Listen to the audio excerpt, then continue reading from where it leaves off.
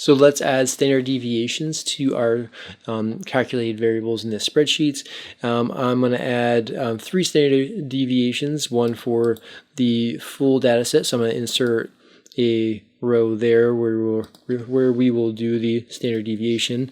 I'm going to add a row right here where I'll do the standard deviation for the positive family history of hypertension group, and I will add one more row right here where I will also again do standard deviation for the negative family history of hypertension group. So we're going to do all 3 of those in this video. So start with the full data set standard deviation. So click where you want that to be. So I'm going to click in the same row where I have the label, and in that first column with data, click equals to start typing a formula and start to type standard deviation. I'm going to do this slow so it pops it up at the beginning. So I'm going to type S, then T. Now we have our options all pulling up here for standard deviation. We want standard deviation of a sample because we have a sample. We don't have every single person on Earth's data, so it's not a population. So standard deviation of a sample, stdev.s. I'm going to double click that, and I'm going to highlight the data that I want, which again I'm doing all of the data for the full data sets, so all the subjects, and that is the standard deviation for that variable right there, so 0.06. Let's do that again for just the people with the positive family history of hypertension, so the red ID numbers up here.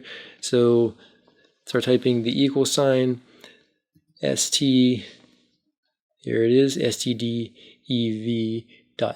double click it, go up to where our data is, again all of the red ID numbers, but I'm going to do that with, I'm going to match up to the red ID numbers with the variable data, and click enter.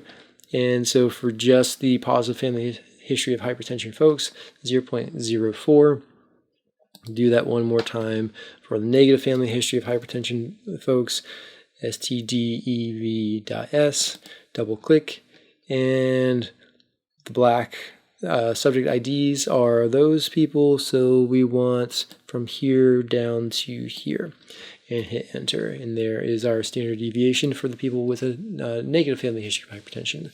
So we calculated standard deviation 3 times here. Let's go ahead and copy these across. So I'm just going to highlight all of our statistics, go to the little box in the bottom right hand corner of the highlighted data, and I don't want to do that, I want to click the box. So I got that little plus symbol that tells me I'm on that little box in the bottom right corner, and I'm just dragging it across, and that's going to drag those calculations across all of our data within the data set. So that's real quick how to do a standard deviation for the whole data set and each group within the data set.